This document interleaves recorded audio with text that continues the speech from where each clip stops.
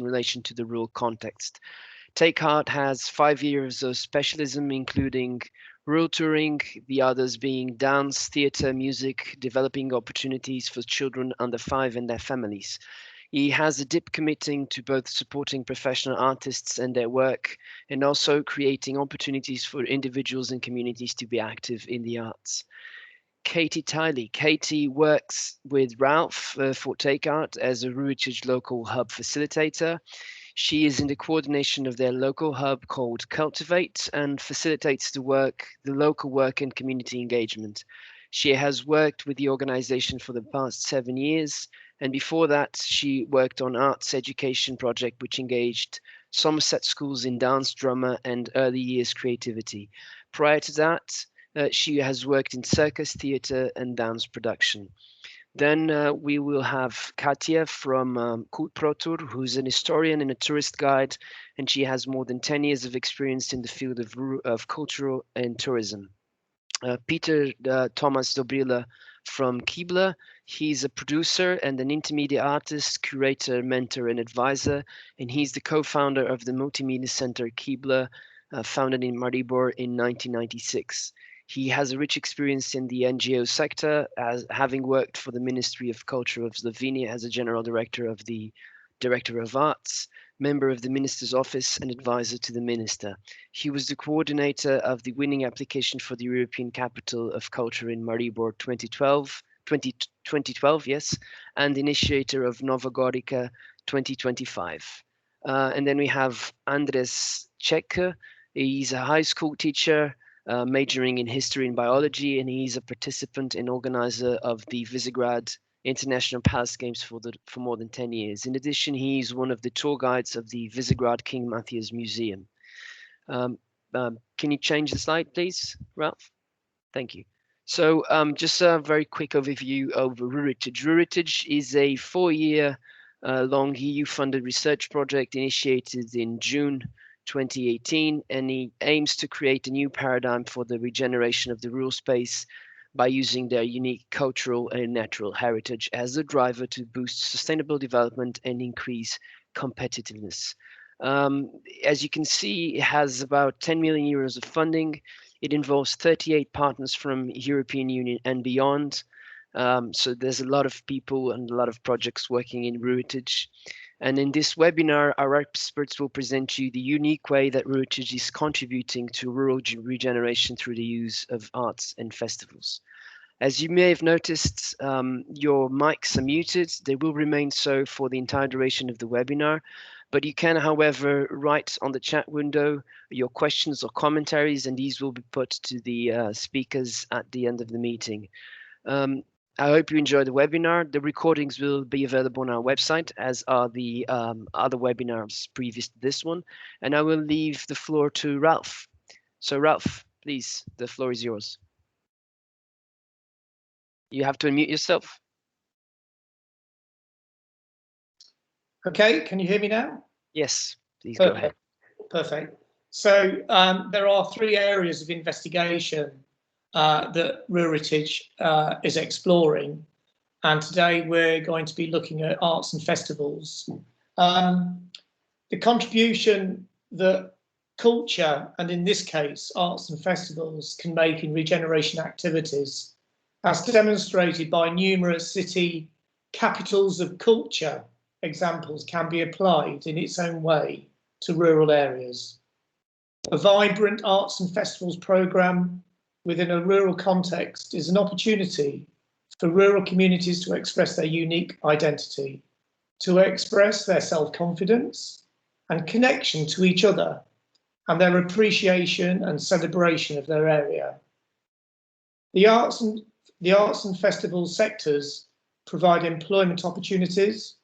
They are connected, related to the broader creative industries, which are a major economic driver, and when carefully harnessed, can contribute to green tourism, profiling the distinctive characteristics of an area through its local culture.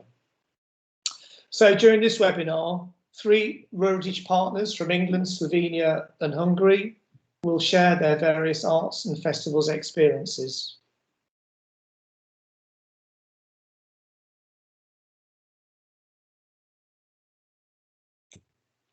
In terms of the role models that are present today, there are a number of issues that we've explored, and some of the challenges that we have experienced are an aging population, depopulation in some areas, or in fact where there is migration into rural areas, there is a possibility of conflict between the new people that are moving in and existing communities. Also unemployment, poverty, access to cultural activity as well as other services, increasingly issues relating to the climate emergency, rural isolation, a poor cultural infrastructure, and of course the ongoing impact of COVID-19. In terms of challenges versus opportunities, there are a number of areas that we can look at which can be quite a positive factor. So these can include repopulation, new growth, new industries, new activity, the regeneration of abandoned areas, the revitalisation of local traditions, also the localism agenda to address climate change. There's an increasing political awareness of rural issues, and a sustainable society has kind of become increasingly a priority. And in 2021, there'll be the launch of a new cultural programme across the European Union. In terms of some of the specific actions that have taken place during COVID-19, there are a number of things that cultural organisations have been able to do. So there are some examples. One is there is an increase in the development of a kind of a hybrid home working and office working arrangement. There's surge in online creative activities, and also for the performing arts, there are a number of outdoor touring activities where they can involve working with local artists. One example from the UK, from Take Art, in fact, was in August and September of 2020. A number of local artists worked with 11 rural communities in our area, and we produced a tour of local artists to rural communities working in outdoor spaces so that we could guarantee social distancing. But that is just one example. In terms of role models and replicators gathering and sharing knowledge, there have been a number of online activities and online meetings which have had to substitute for face-to-face meetings. And some of the learning that we have shared with each other include the project management of cultural projects, sharing good practice. Also, the idea of promoting culture and local distinctiveness with rural communities. You know, rural communities are all unique, and there are very individual features of a local area that can be expressed through culture. Also, linking our work with developing cultural strategies that might be emerging in our local, regional, national, and European within those contexts. And also, of course, sharing good practice, how we're all coping with issues relating to COVID-19, the pandemic. So I'm going to now turn to a presentation specifically about the work that Take Art are doing within the context of RURITAGE. So I'm Ralph Lister, I'm the Executive Director at Take Art, and those are my contact details. Mark Hellier is the lead for our local hub, and those are his email contact details. And later I'll be handing over to Katie, who is the Cultivate Local Hub facilitator. So if you have any questions about the work that Kate is doing, please contact her directly. And at the bottom is our website address in case you wish to contact us. So to introduce Take Art to you as an organisation, if you look at the image on, as it were, the far left of the middle left of the screen, in yellow, it shows the area of Somerset, which is based, if you look at the middle image, it's sort of based in the southwest of England. And then if you look at the image on the right, you can see that we have connections into various countries within Europe, which include but extend beyond the RURITAGE project. So we are rooted, as it were. We work with communities and artists in Somerset, but we work within a regional, national and international context. And for us, making international connections is really, really important. In terms of the challenges that we face in Somerset in particular,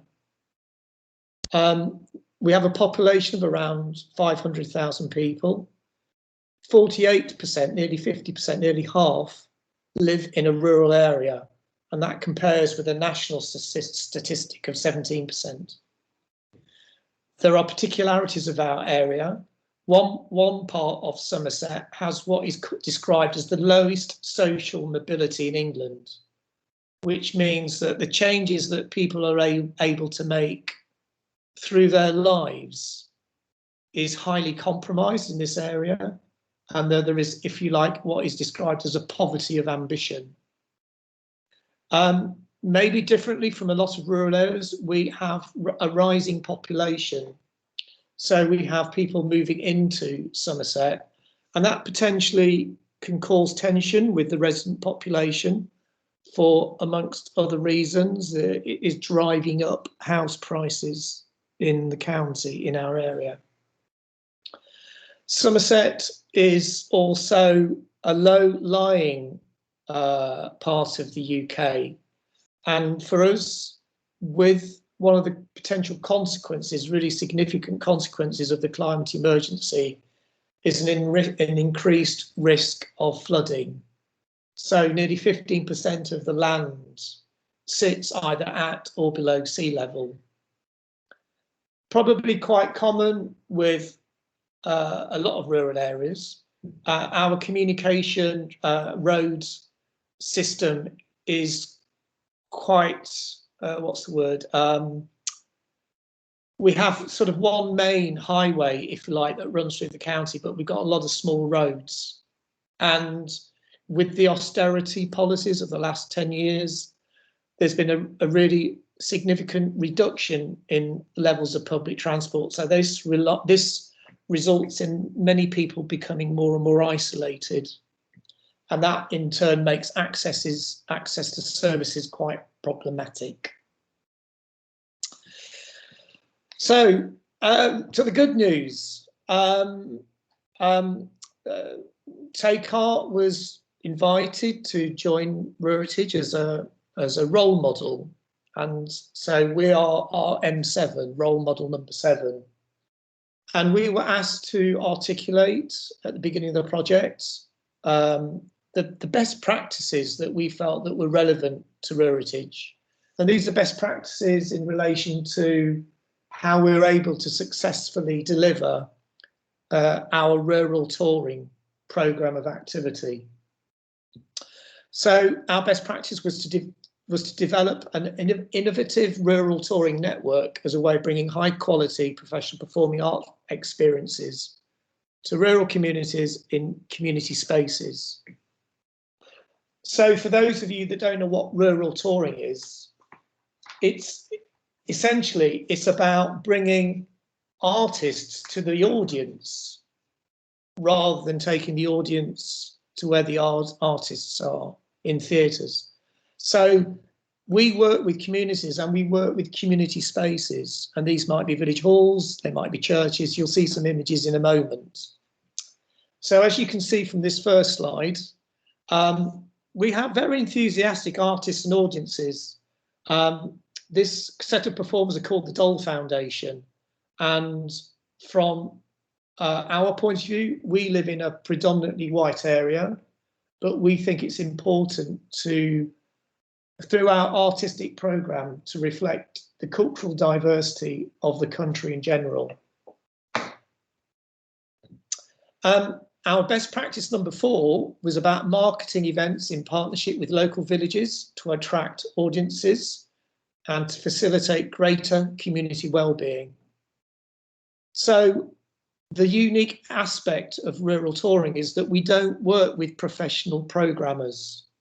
The individuals that actually select and promote the events that they host are people that live in their local villages. They are, if you like, their local activists.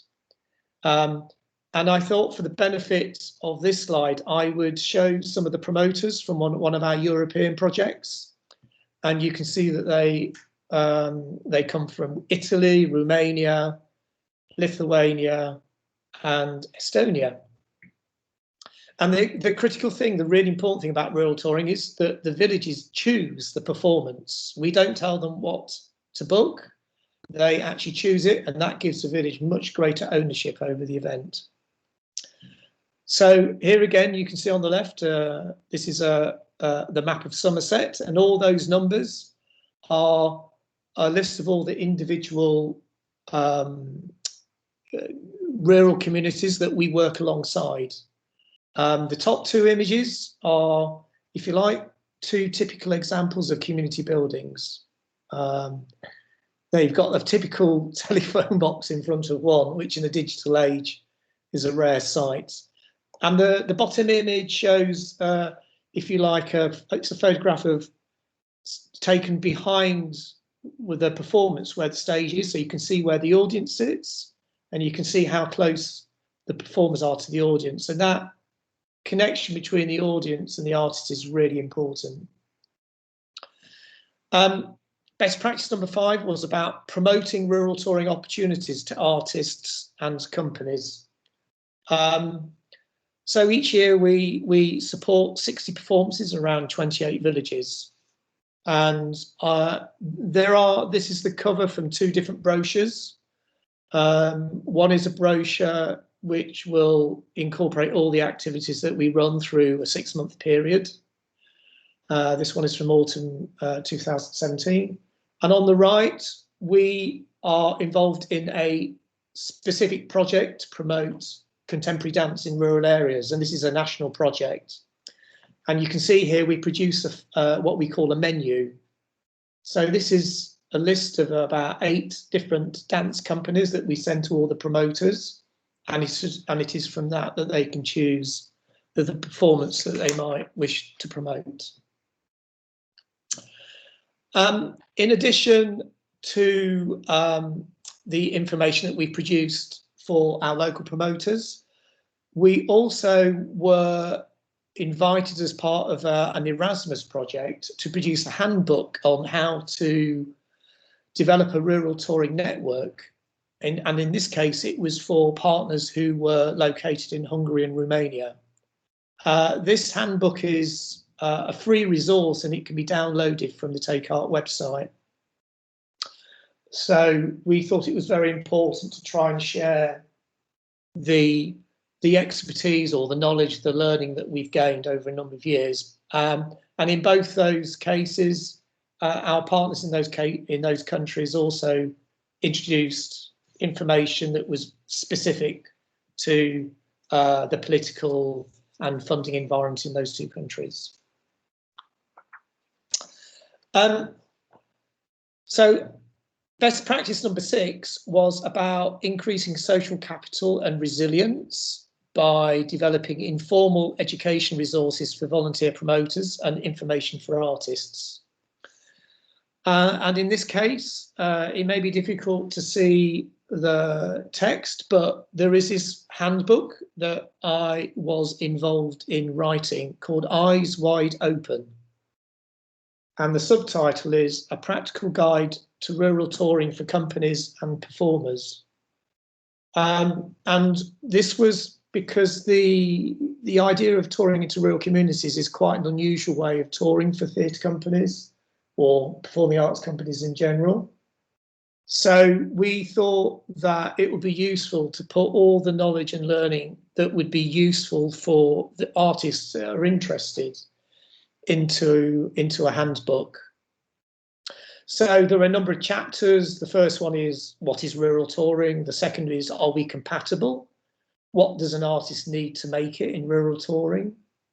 There are various other chapters, and then there are practicalities such as, once you've been booked, information for artists around dates and fees and marketing. And then through to chapter 8, we have a section on evaluation and feedback.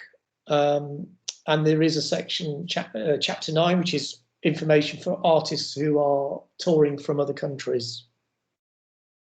We've also produced a similar handbook for promoters.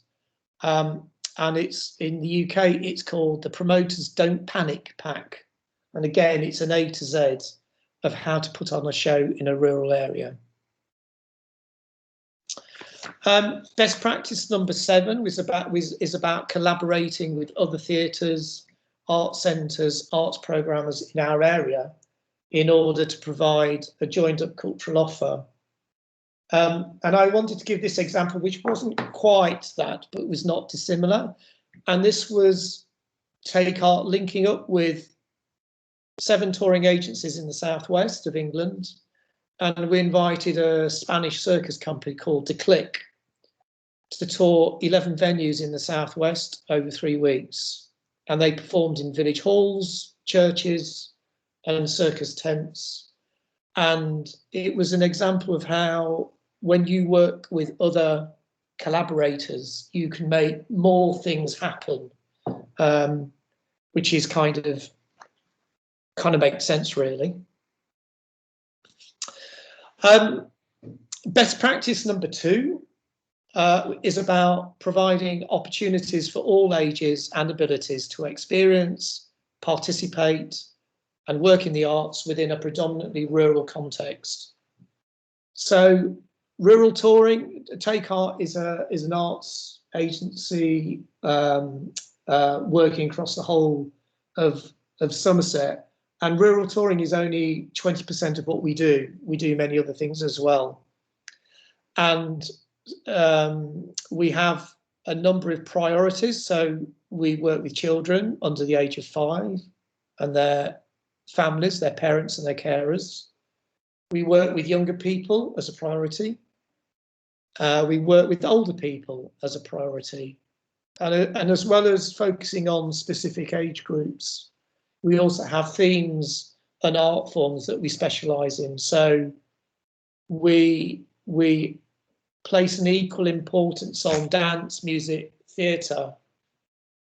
And in terms of themes, we have a commitment to cultural diversity, supporting local identity and distinctiveness, and increasingly local sustainability. I'm coming to the end of my presentation, another 2 or 3 slides. So best practice number 3 is about developing public and local earned income, funding strategies to sustain the rural touring ecology. The green document was produced by the major funder of the arts in England, called the Arts Council of England. And they produce on a regular basis now what's called a rural evidence and data review. And I've been involved in helping them to give guidance on the collection and the presentation of the data. And having research helps to make the work we do more visible, and in turn that hopefully will result in greater resources. And the Gulbenkian Foundation are a major trust foundation in the UK, and they developed and ran what they called a rural arts policy for a number of years. And that brought quite significant money into rural areas across England, including Wales and Scotland. And we were part of the group that made that project happen. So for me, advocacy is really important. And my last slide before I hand over to Katie, we are the lead partners, Take Art is the lead partner in a Creative Europe funded project called SPARSE, and it stands for Supporting and Promoting the Arts in Rural Settlements of Europe. It involves the aforementioned countries, Lithuania, Estonia, Italy, Romania. We have a website, sparse.eu, and we also have a Facebook presence as well.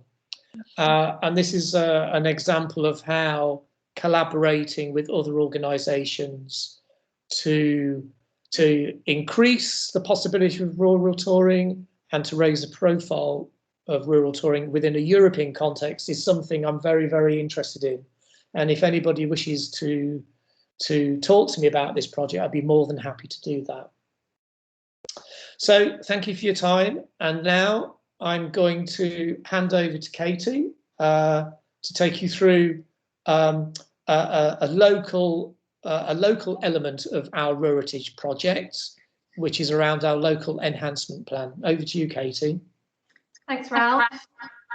Good afternoon, everybody. So Cultivate, as you can see here, is the name of the Take Art local hub as part of the RURITAGE project. The picture that you can see on the screen now relates to our dedicated hub page, which is on the Take Art website. So we are a hub with no fixed premises or building. Instead, we're dedicating our time online digitally, popping up at farmers markets, art festivals, food halls, inside people's kitchens. Our main aim is to combine culture, performance art and food, and to bring community and people together. So our area of focus through the Cultivate Hub is 4 market towns within the area of the county of South Somerset. And some of these market towns lack opportunity to engage with arts and culture, so they're really important. Since our hub launch, we've put our energy into developing relationships with local growers, farmers, farm shops, and those making a living from growing or providing food to the local community.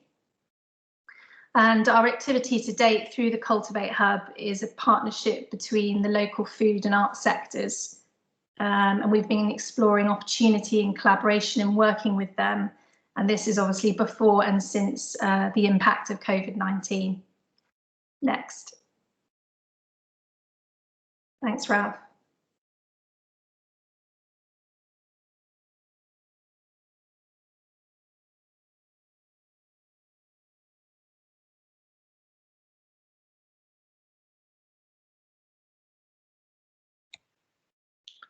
I'm just trying to, here we go, sorry. No worries, thanks, Ralph. Okay, so we've attracted a range of stakeholders through the hub to become involved at a local level and to support the work of the local hub and what we're trying to do.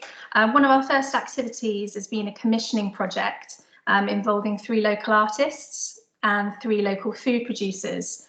So the overarching theme of what we've been trying to create is sharing their local food story and the journey that they've been on, especially since the impact of COVID.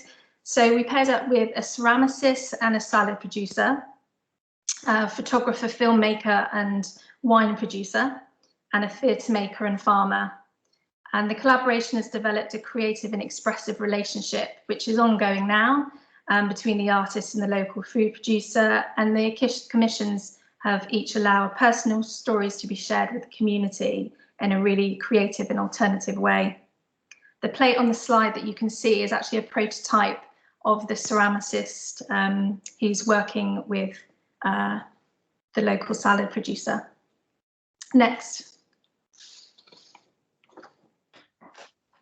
So this project relates to apple art, which reflects the local distinctiveness, identity and local products and traditions. And it's a symbol of our Somerset County. The Somerset apple is a real symbol of where we live and where our home is, as there are fields and acres of apple cider trees. With the apple at the heart of Somerset and the local community, we use the symbol of the apple to develop a project with a local artist who focuses on visual art and working with the community. So the idea of the project was to get as many members of the local community, from school children, families, care home residents, those living alone or isolated, to create their very own apple art. They could choose to draw, paint, make, shape, mould, sing, write their apple in any form that they wanted to in their own distinctive way, and send it into the hub. This was promoted mainly digitally due to the lockdowns, but the artists also engaged with 6 different schools, a care home, and promoted the opportunity with a how-to film and a guide which we published on our website and social media channels. The plan of the work eventually is to create an apple art tree for the community to enjoy, which will feature all of the apples. The installation will be movable, and we've explored displaying this in library windows and potentially in empty shops within those towns that we're focusing on. We've had a really fruitful response to the apple art project, and at the end of this section of the webinar, I'll share some of the apple art that we've had sent in. Next, please, Ralph.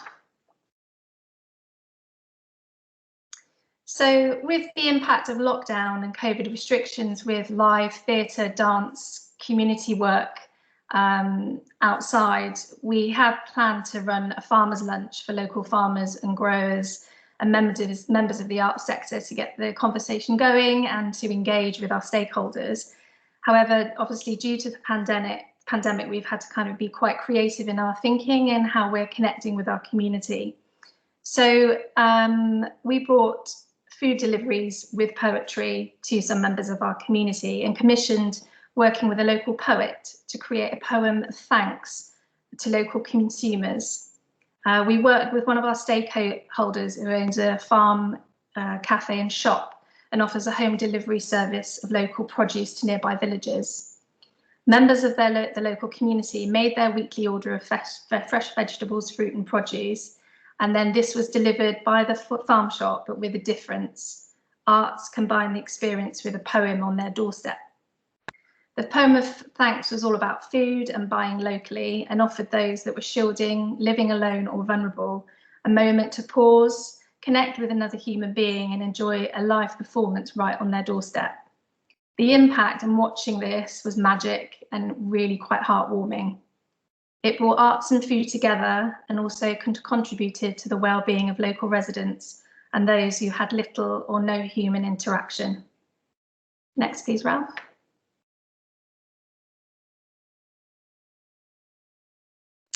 And finally, just before Christmas, Cultivate commissioned local poet Liv Talk to also write a poem about how food, especially in these COVID days, connects us all. Food can be that sense of family, tribe, love, and familiar ground that we call home. Liv's Talk's words were written to all of our local producers and food growers at a time of resilience and survival and stress that they were all going through, and for members of the community also who might be missing loved ones or haven't seen relatives in months. Cultivate wanted to combine food and spoken word to connect people and make the listener essentially smile. Due to the COVID situation, Cultivate continues to be creative in our approach on our activity online. We're keeping our stakeholders up to date and connecting them by monthly newsletters, online activity, and of course our updates on what we're doing. So to finish, I'd like to share some of the apple art that some members of the community and local schools have put together. And this is with our work with artist Natasha Rand. Actually, Katie, I'm a bit nervous about the technology, so I probably suggest we show this at the end if there's time. Sure, okay. So I suggest we move on to the next speaker, sure. If you could introduce them. Yeah, okay, so next speaker, introducing Katia. Thanks, Katia. Oh, the image that's come up on my PowerPoint is Visegrad. Cool. So thank you very much, ladies and gentlemen, and dear project partners. Do you hear me? Yeah. Yeah. Yes. Thank you very much. So first of all, let me to introduce László Cseke. He's the main organizer of the International Palace Games. He is the leader of Pro Visegrad Non-Limited organization. And of course, he is the leader of the Tourism Office of Visegrad, and also is my father. So two of us will present our first dia. So Visegrad is a role model. Visegrad is among the smallest town of Hungary and is located in the Danube band, just 43 kilometers north of Budapest, the Hungarian capital city. Visegrad was also a former Hungarian capital city, a royal city during the Angevin period. There are several key drivers which have to mention in connection with the earlier and recent regeneration process. Ralph, please, the next dia. Thank you very much. Today, the town is one of the most popular tourism sites of Hungary. More than 1 million people visit it yearly, but it has been a tourist destination since since the second half of the 19th century. Thanks to its picturesque surroundings and natural resources such as the forests, clad hills, several fresh water springs, meadows and paths of the course of the Danube band, which has always been a real and also symbolic connection route among nations and cultures of Central Europe. Besides the natural characteristics of Visegrad, is also exceptionally rich in cultural and historical heritage. The most significant medieval monuments are the Citadel of Visegrad, the High Castle, the Lower Castle of Visegrad or the Solomon's Tower, and the Royal Palace of Visegrad. There are also several monuments from the ancient Roman times because the border of the Roman Empire lies here in the near the Danube band. But these monuments are still less known and only partly assembled for tourism. The municipality, the operators of the cultural and natural heritage, tourism stakeholders and inhabitants of the town are committed to preserve and promote this exceptional and complex heritage. The next one, please, Ralph.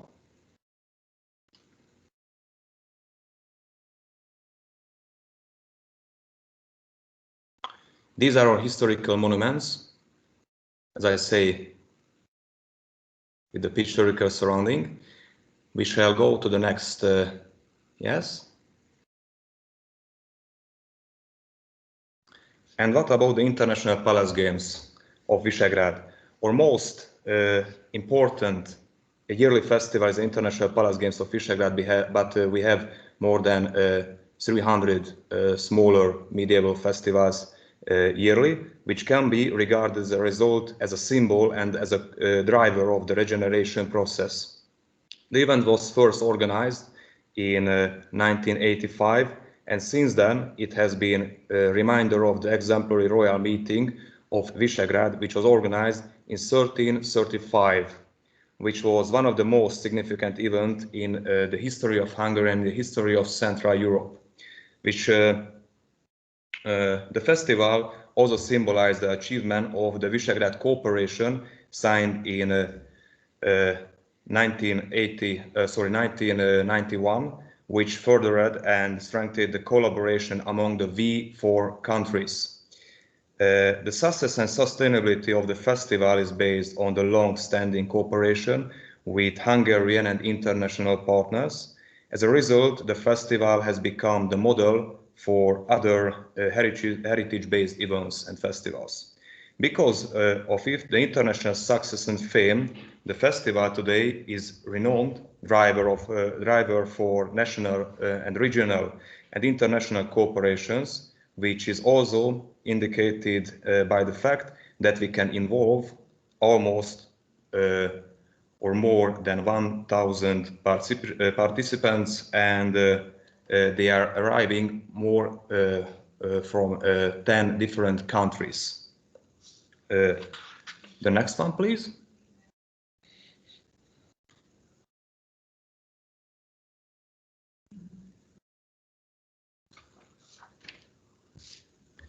So, The secret of the fame.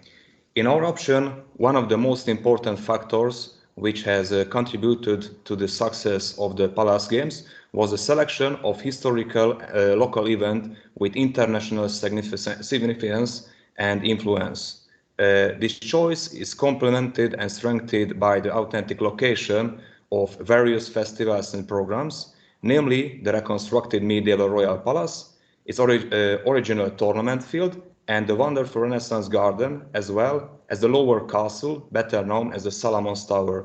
During the last 2 years, we tried to involve the citadel of Visegrad during the programs. The event was organized by the contemporary community of the cultural center of Pest country. It was the first International Palace Games of Visegrad in 1985. In some years later, it turned out that any further development and sustainability itself is largely based on the commitment and enthusiasm of the participants and information groups of the local citizens. By the beginning of the 1990, the event has reached such a level and recognition that in 1993, the Hungarian television initiation and organized live broadcasting of the Palace Games for 3 years. Thanks to this exceptional media opportunity, the number of the visitors increased rapidly in these years, which was a key factor of development and sustainability. We have already mentioned the significance of the national and international partnership, the commitment of the participants and local identifications as a key driver of success, but we also have to add that today such large-scale festivals also need formal support from above. In this case, the engagement of the municipality of Visegrad as a stable background is crucial. Other important elements is the youth education, which enables the organizers to pass the experiences and commitment down to the younger generations.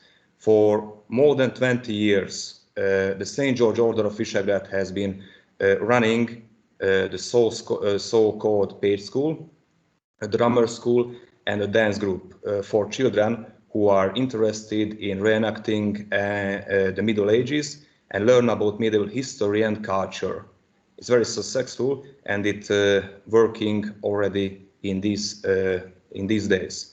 The King Matthias Museum of Visegrad, operator of the Royal Palace and the Lower Castle, is a strategic partner, not only because of the location concerned, but also thanks to their invaluable experience and knowledge. The next one, please.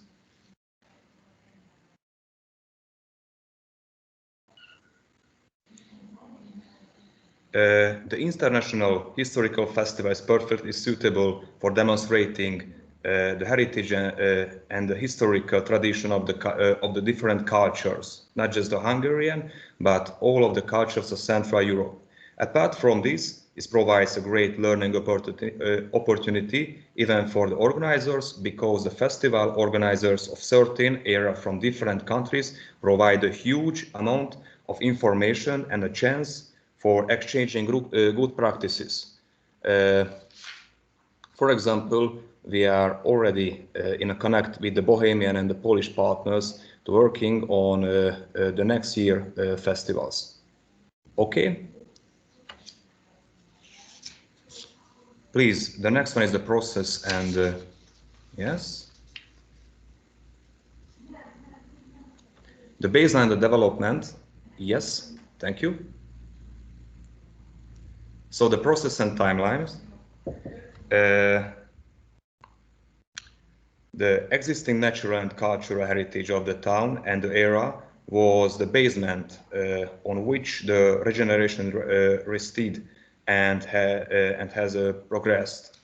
There were already several special development plans launched and carried out by different state institutions and authorized from 1950 to 1960s. As we say, the first Royal program was organized in 1985, and it was a turning point when the municipality took over the organization, the International Palace Games, and the live TV broadcasting was very important to involve more people and create international fame for the International Palace Games. And maybe 2004, when the Pro Visegrad non-profit limited started to organize the festival, was one of the most important part of the turning point during the history of the International Palace Games, because after all, it created a very effective community who are already can very effectively organize the whole program. During the year 2010, the European Federation of Historical Games chose Visegrad as a partner from Hungary. We were the first one in this year, and after all, when in 2015 Europe for Festivals and Festival for Europe chose Visegrad as a partner, it's created an international fame and a very good network of contacts in whole Europe, for example in Italy. In 2016, structural changes were initiated regarding the venues of the organization of the International Palace Games, and the cooperation with the local King Matthias Museum was strengthened. Thanks to these factors, new program elements and partners could be involved, which has had both the quantitative and the qualitative effects, and has enriched the festivals during these years. The next one, please. Effect on tourism and the understanding the difficulties of the organizing and maintaining such as large scale festival from 2004. The municipality founded the Pro Visegrad Limited, and after all, because the leader of the tourism office can organize significant attraction in a different part of Europe, for example in Italy, in Lanciano during the Mastro Giurato, the brand of Visegrad is almost have an international fame and success. After all, the increase of the profit related to tourism and also fulfills the different marketing aims and generates new cultural and business initiatives thanks to the exploration of culture and historical heritage. Through this process, it's also strengthened the society and the economy of Visegrad. The next one, please.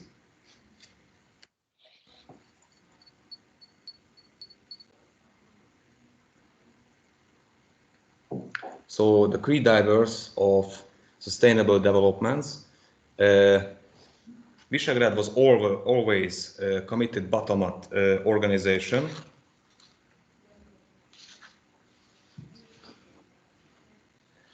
Engagement of the state and the municipality, the engagement of the local institutions, civil organizations and citizens, the partnership with national and international festivals, the involvement of different age groups passing on the younger generations, the integration of new tools and practices and flexibility, of course, and the most important of all, authenticity.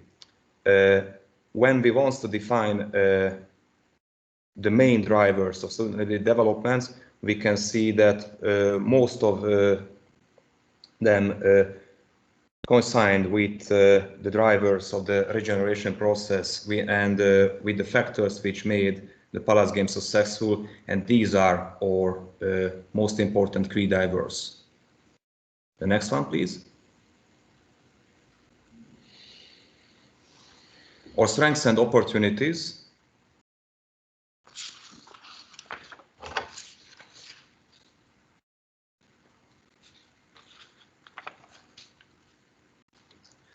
So the commitment of personal bonding, the decades of local involvement, sharing tasks of organization and implementation, national and international partnership, and mostly it are our strengths. But as you will see during the next dia, please.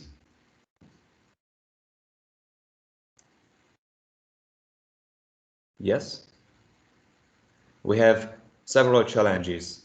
Just as, because Visegrád is a very small city, it is the smallest one in Hungary actually. We have just 1,800 inhabitants. The lack of human resources, it's one of our challenges. The difficulties with balancing financials, because Visegrád is of course a touristical destination, but such as a big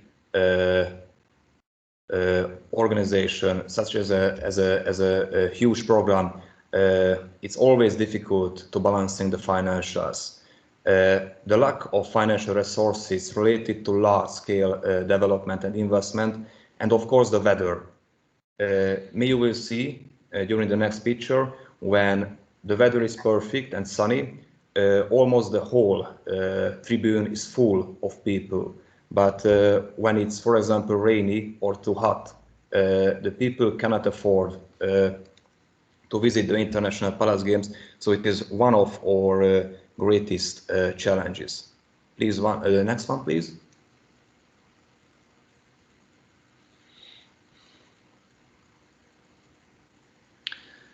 The digital coverage of us, we have a very good internet access, and we do a new website for the online tickets, and we are on the social networks. For example, on the Facebook, we have very good online marketing and promotion, but we have to develop it yearly. We use YouTube and other digital forums for marketing our program, and in this year, just 1 year ago, the Vidit was created. It is a digital informal bank, information bank for tourism and culture of Visegrád, and it's working yet. So we are very happy to use it. And for example, we digitalize some of our programs. Next one, please.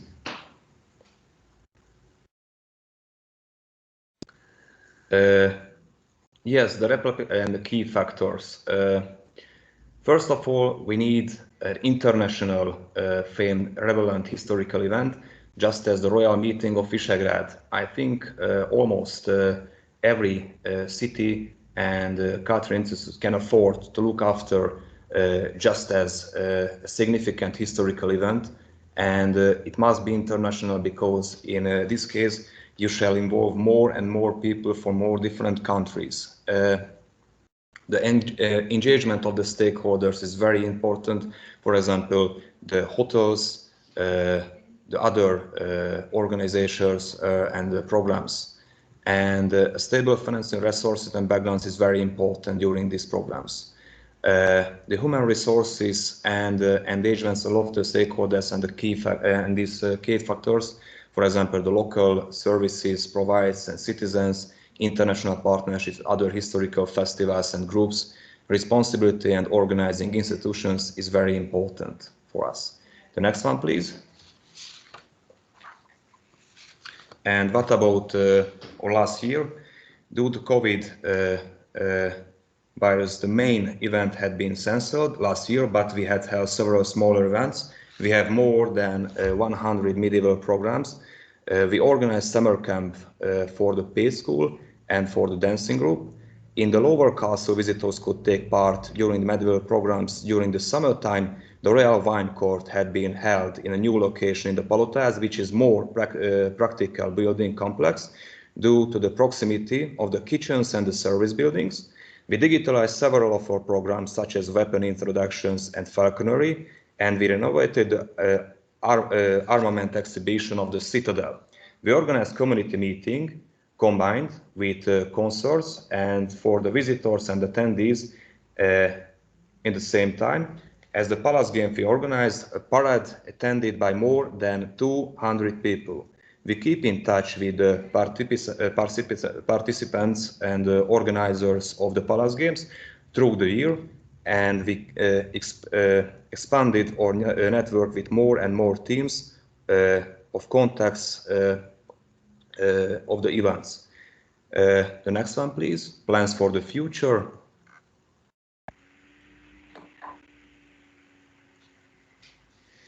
We need more efficient public transportation because the Road 11 is overburdened, and we planning a new bikeway which connects Visegrad with the Hungarian capital city Budapest, and through this with Western Europe.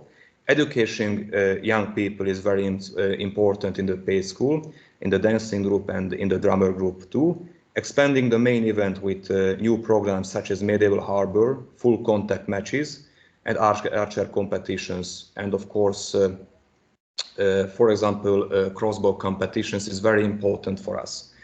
Building new relationships with foreign groups, mostly in the Central European and the Eastern European region.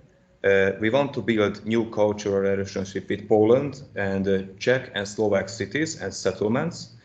More effective marketing is our plan to advertise the event in more and more forums to renew the marketing strategy. So thank you very much. I think I was a little bit fast and my time is finished. So the next one, please, Rolf. Thank you. So our presentation is ended. Have you any questions? I think we have Katja now. Yes, thank you. Yes, thank you very much. Katja here from Slovenia. So hi to everybody also from Slovenia. As mentioned, I'm Katja, and together with Peter Tomaž Dobrila from Kibla, we'll be presenting you our role in the RURITAGE project. Next slide, please, Rolf. We're already at the point where we are.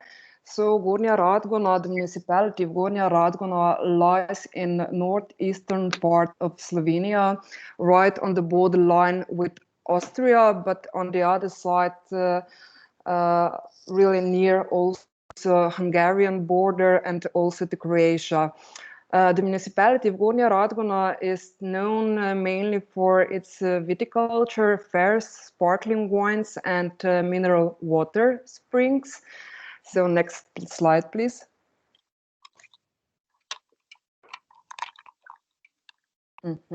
One of the first things we did in this project was to open the Rural Heritage Hub, and in our case it is located at Negova Castle.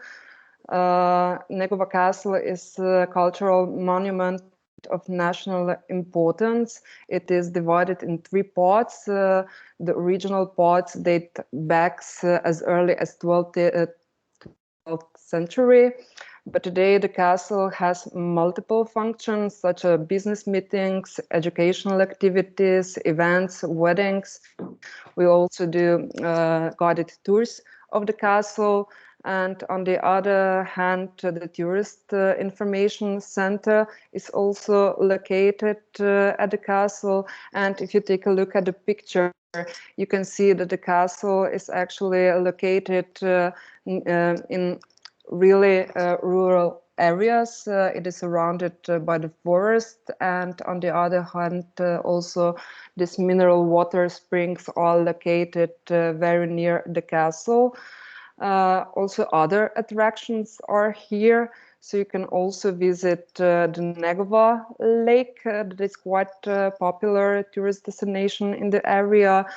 On the castle itself, we also have this exhibition center, Fotograd or Photocastle Negova.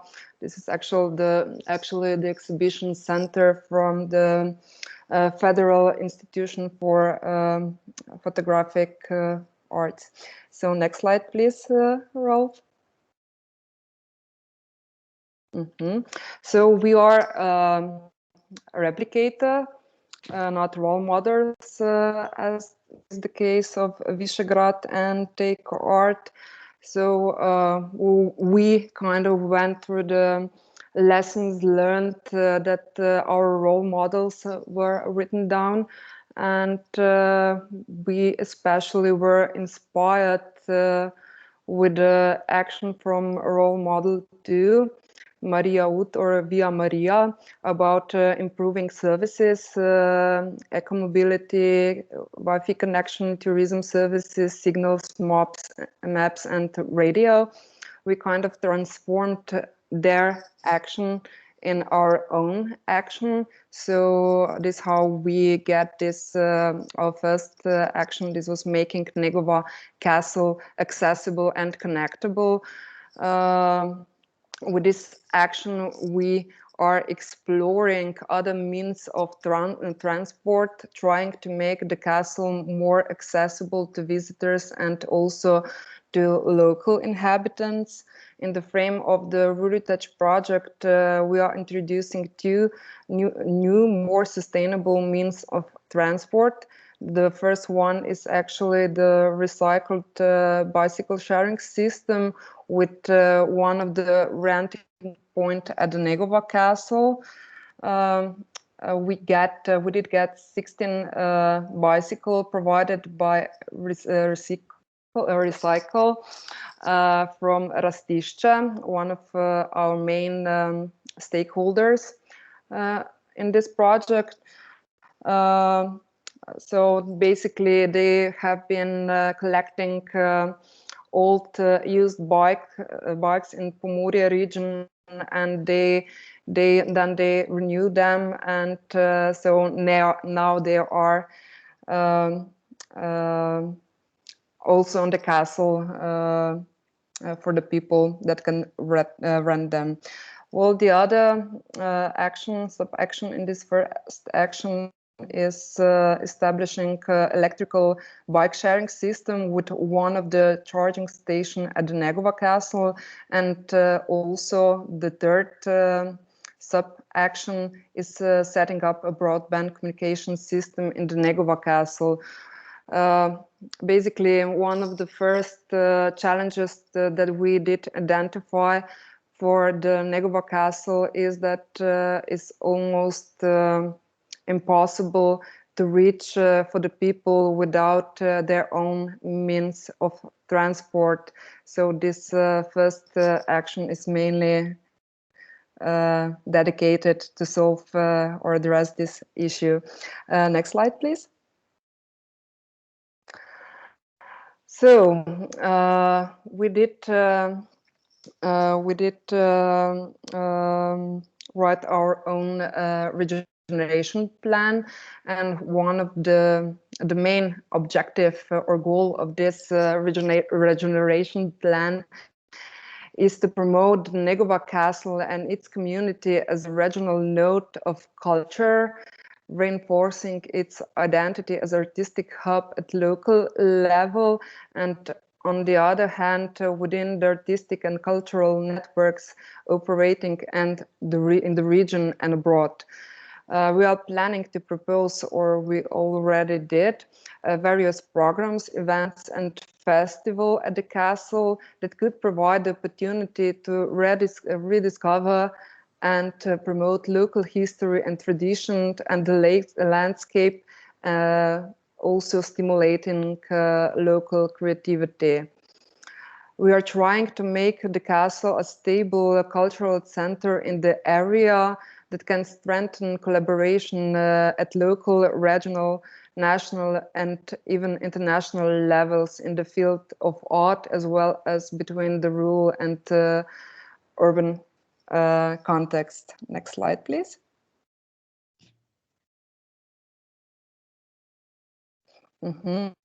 So basically, we kind of agreed with our stakeholder to evolve 5 actions. We were already discussing about the first one. The second one, this also our main action, is the Festival of Love. And the third one is the Hub Day that we are arranging to or conducting it 2 times per year. We are also planning to have the Medieval Day. Sadly, last year this wasn't possible due to the whole situation COVID-19. And the last one is about building new skills and knowledge about rural creativity. So at this point, I would like to invite Peter from Kibla to say more about the Festival of Love. Thank you very much, Katja. Ralph, next slide, please.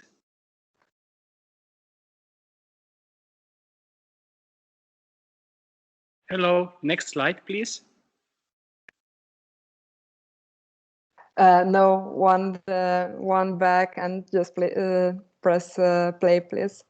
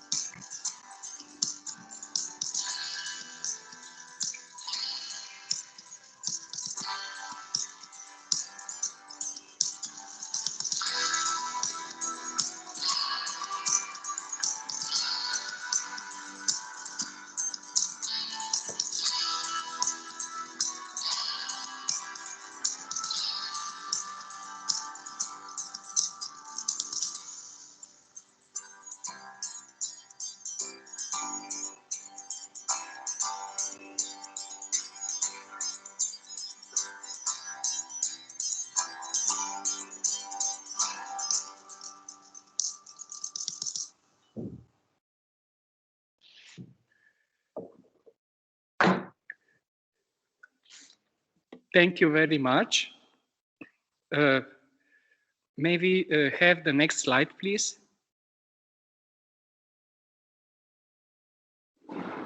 Oh, Katja. Do you have the next slide, Peter? Yes. Do you hear me? Yes. Okay. Thank you very much. So, as Katja introduced I would say putting the Negova Castle on the map, we of course started through our regional heritage hub to somehow enhance its visibility and accessibility at the first place. So in a way, as Slovenia has many of cultural heritage sites and many castles, Negova, I think, is one of the unique of them, and also it was renovated in the last decade in 2009, but partly. It has only its capabilities of doing events either outside or inside the site. And the Festival of Love is one, I would say, of the projects that it's trying to improve Negova Castle, let's say, visibility. Consists, as you might have seen, basically about different artistic programs that are somehow corresponding or are in tune with the castle, its history, and of course with the local community. I may also say it somehow it's about urban and rural partnership, which means that involving the local community within the whole program and somehow to address them also with our contents.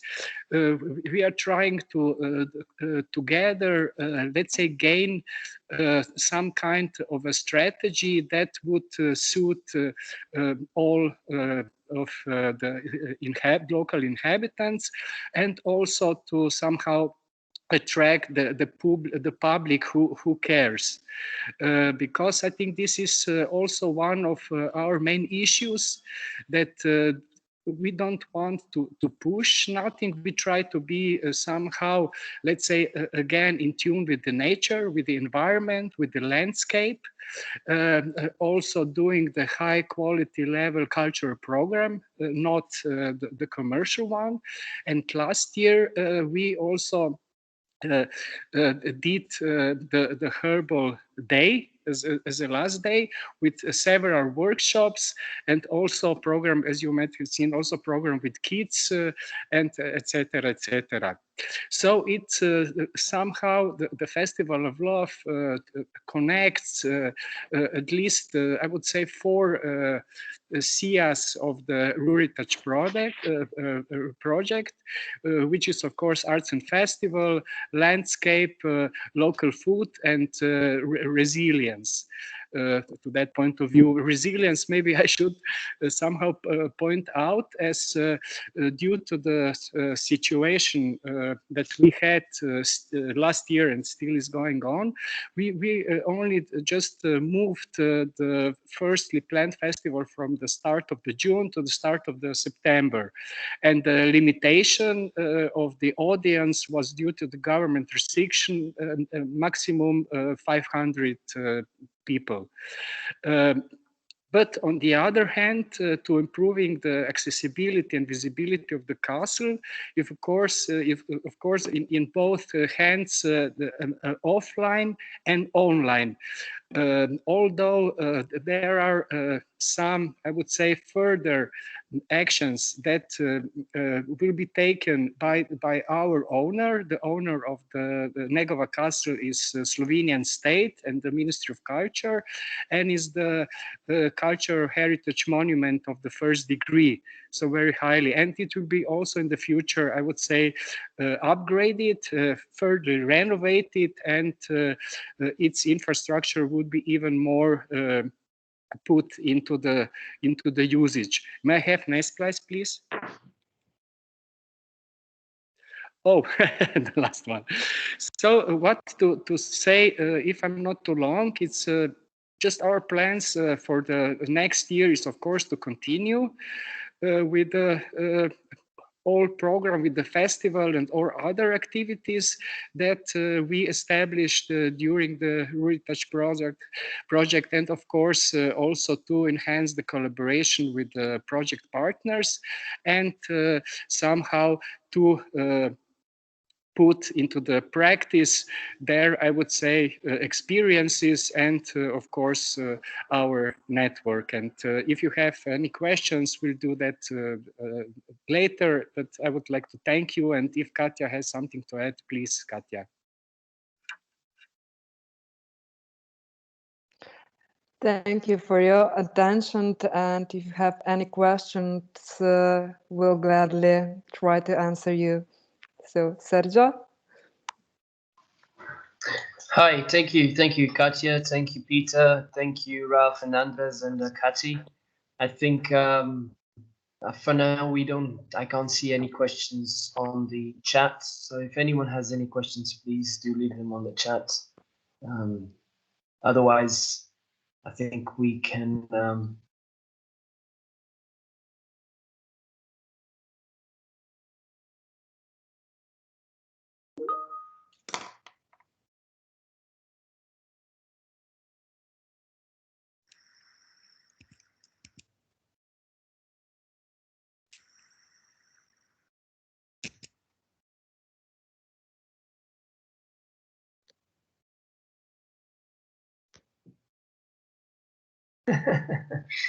Yeah, I was muted. I was just thank you, Kati. If there's no questions, this is it. Thank you very much to all our presenters. Thank you once again for very interesting and insightful presentations. The recordings will be available on our website pretty soon. So please stay tuned and follow our social media where everything about RURITAGE always comes up. So thank you very much, and have a good day and stay safe. Thank you, everyone. Bye-bye.